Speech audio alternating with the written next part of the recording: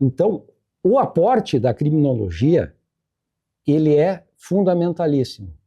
E como eu falei e mencionei aqui da história da criminologia, e eu vou fazer aqui, tentar pelo menos um apanhado muitíssimo breve em geral.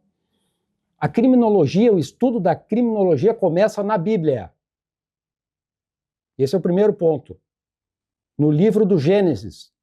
O primeiro homicídio da história foi relatado quando Caim matou Abel. Depois, isso é o capítulo 4 do livro do Gênesis. Depois, pulando para o capítulo 39, tem-se um hipotético delito contra a dignidade sexual. Quando a mulher de Potifar tentou, entre aspas, seduzir José. Então, o embrião da criminologia vem daí.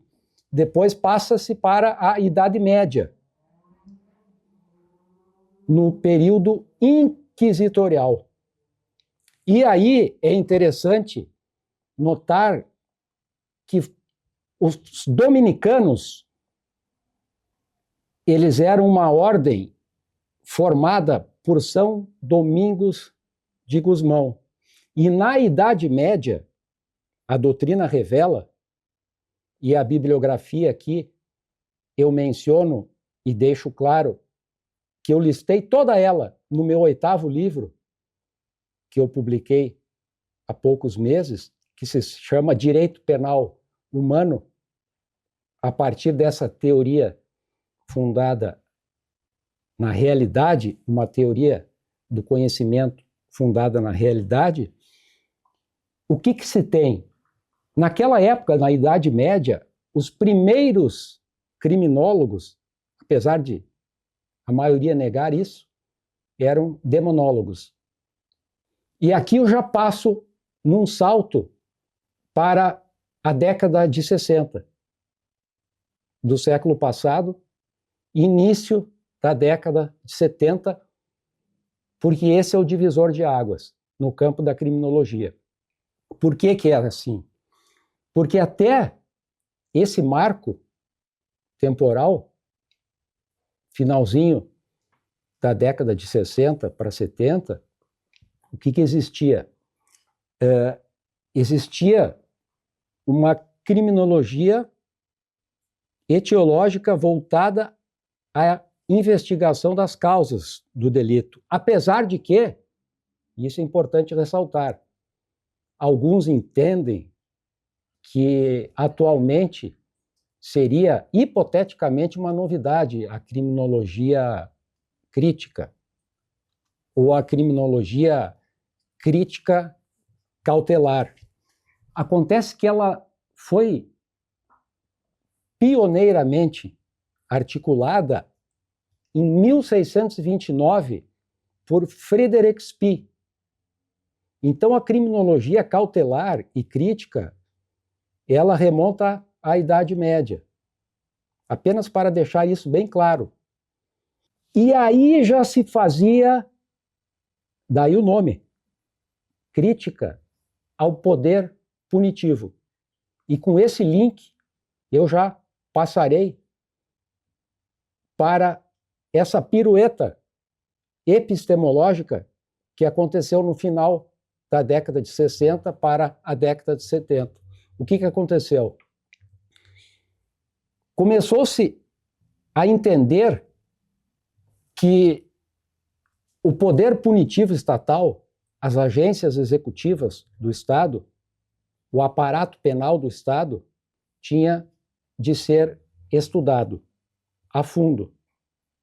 E o 47º presidente da Escola Americana de Psicologia, Robert Merton, ele dizia o seguinte, ele separava de maneira bem clara duas funções, ou se preferir, duas características constantes na lei. Uma delas é a característica ou função latente e a outra é a manifesta. O que significa isso? A manifesta é aquela função declarada pela lei. Esse é um ponto. A função latente é aquela função real. As pessoas poderiam perguntar, mas o que isso tem a ver com o dia a dia do processo penal, do inquérito policial, do pragmatismo? Tem tudo a ver.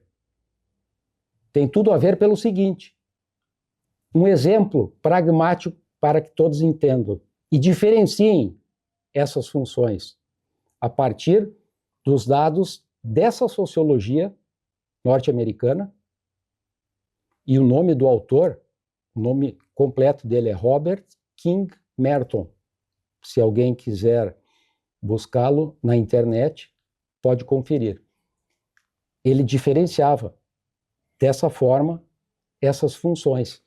E hoje, se vocês analisarem a fundo, por exemplo, o Instituto da Preventiva, ele tem como ser amoldado, enquadrado dentro desse conceito. Porque eu tenho sustentado que a preventiva nada tem de cautelar. Ela é pena. Onticamente ela é pena.